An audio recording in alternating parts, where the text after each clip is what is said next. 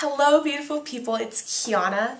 Today, I'm just going to get real with you guys. I'm going to have a conversation that I think a lot of teenagers and young adults are hesitant or uncomfortable or don't really know how to approach this conversation. That's why I just wanted to talk with you all. Because our sexuality is such a beautiful gift from God, but too often in our world, it's either misused, abused, or misunderstood. Alright, so here's what I mean. I was thinking back to when I was younger, and even now, as a teenager, as a young adult. And especially when I was younger, I remember, and this was probably like middle school, high school age, and a lot of times when people would talk about sex, or when sex was brought up into the conversation, it was immediately like, oh, I cover my ears, like I can't hear, like just don't talk, like sex is bad, like don't. I always remember, especially younger, like middle school age, junior high, and when people would talk about that, I was like, whoa, like I don't need to hear that, like that's bad. I think that's really funny, and now that I'm older, I realize how much fear that people grow up with regarding sex. Regarding sexuality. And I don't think that that is the right approach, because oftentimes we grow up being so fearful of, oh my goodness, close your ears, or just don't do it, it's bad, it's bad. Well, why are you saying it's bad? It's a beautiful gift from God, but it must be used the way that God intended it to be.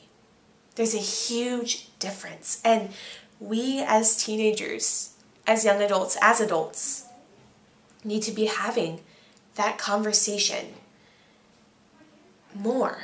We need to be talking about more the beauty and the dignity of each human person and the sexuality that God has blessed us with. And with that gift is what makes it possible during marriage for a man and woman, with God, through God, to create a new being. He allows a man and woman in marriage to take part in the story of creation. A man and a woman are co-creators with the Lord. And Jesus gives us that gift to be able to, with His grace, with His life, bring new life to the world. And I know that a lot of teenagers and a lot of young people are also really uncomfortable when they talk about that subject. And I think it's because a lot of us don't understand the actual beauty and life-givingness that God created that gift to be. And our hookup culture today,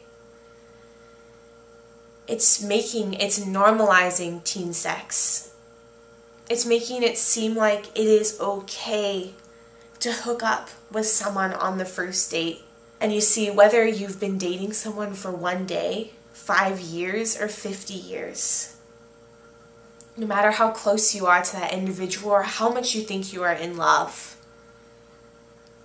that beautiful, intimate gift of complete bond of body and soul was meant and was created for marriage, for a man and woman in the sacrament of matrimony.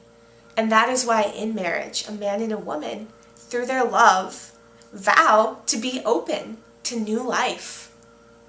And this gift is not fulfilled anywhere else but in marriage, as God created and intended it to be. Everything else is what our world says is okay, is what the hookup culture says is okay.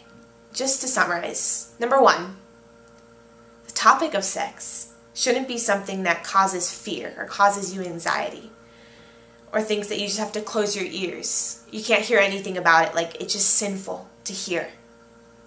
No, actually, it's beautiful.